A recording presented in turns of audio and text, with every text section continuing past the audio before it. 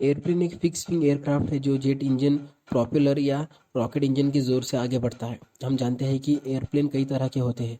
कई सालों से हवाई जहाज़ों का इस्तेमाल recreation, transportation of a good and people के लिए किया जाता है।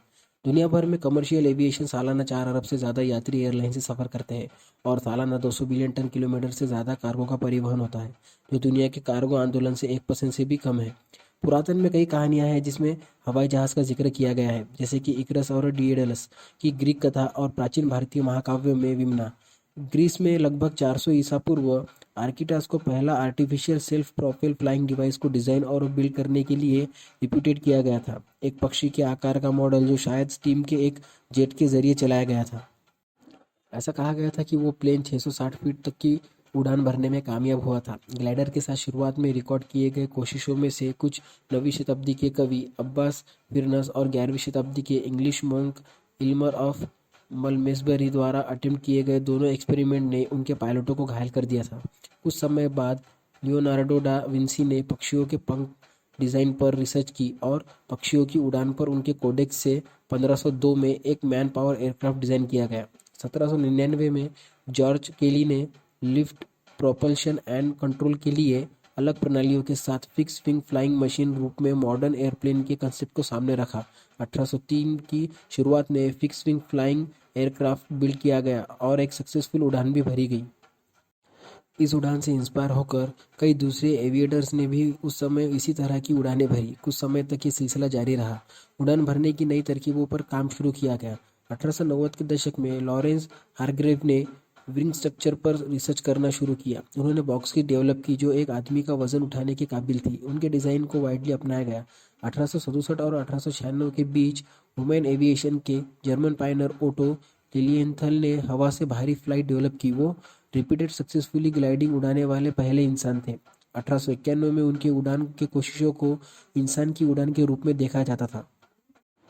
राइट ब्रदर्स, जो अमेरिकन एविएशन पायनर थे, आमतौर पर एयरप्लेन का इन्वेंशन करने के लिए इन दोनों को जाना जाता है। इन्होंने दुनिया के सबसे पहले मोटर ऑपरेटर एयरप्लेन का आविष्कार किया। इन दोनों ने 17 दिसंबर 1903 को राइट फ्लायर के साथ संचालित हवा से भारी विमान की पहली नियंत्रित उड़ान भरी। Wright brothers aircraft control invent करने वाले पहले व्यक्ति थे जिन्होंने फिक्स विंग और फ्लाइट को पॉसिबल किया था। 1904 और 1905 में राइट ब्रदर्स ने राइट फ्लायर 2 के साथ लंबे समय तक चलने वाले और अधिक एरोडायनामिक फ्लाइट बनाने के लिए अपनी फ्लाइंग मशीन डेवलप की, जिसके बाद वास्तव में व्यवहारिक fix wing aircraft right flyer 3 बनाया गया। राइट ब्रदर्स की सबसे बड़ी सफलता थी 3 एक्सिस कंट्रोल सिस्टम, जिसकी मदद से पायलट प्लेन को कंट्रोल कर सकता था और मोड़ सकता था।